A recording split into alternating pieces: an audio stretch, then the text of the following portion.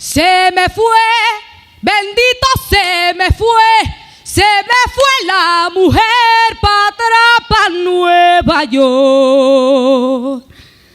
During my last visit to Brooklyn, I found nothing where I left it. New Brooklyn doesn't stay still like it used to. They call it growth. Mommy calls it eviction. She says she's tired of the way the gringos keep turning her bodegas into gardens. She says flowers remind her of funerals, remind her of the way everything around her is dying.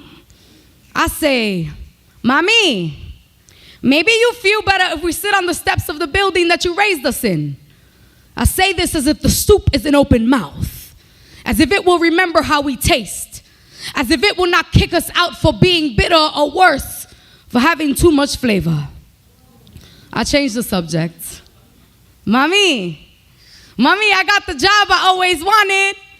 She hears I got the job she never had, and she reminds me that my only job is to keep myself off a government payroll. I laugh, and I worry more about keeping my body off these gentrified streets, because these new art galleries on the block, yo, they want to call my stretch marks abstract, when in reality, they are the strings of a harp and the tag name of God. I am a black book. I am an untuned instrument. I am one part graffiti and one part music. Today, I looked at the way my bones work like machinery. It is almost as if I was born in a factory. You know, the kind of factories that Mommy worked in, with the sewing machines and the severe workplace violations. You know the type.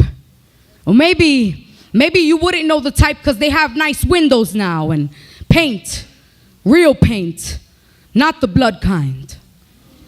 It bothers me that there are words the thesaurus does not pair properly with other words, like the way gentrification could be paired with colonization. I'm sorry, I sound angry all the time now.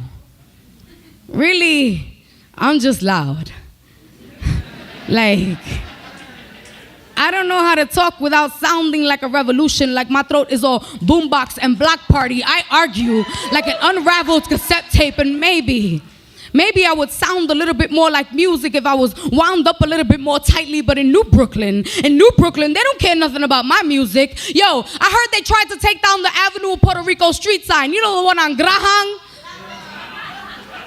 The one they pronounce Graham? The one that's been there for 33 years before they tried to take it down. Like, why they always trying to kill holy things?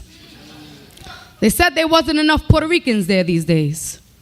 Pretend they can't smell the sofrito in the air, can't hear the salsa blaring from a third floor window when a Latino is cleaning house, like, quítate tú pa ponerme yo, quítate tú. It's like Fania knew the future, yo.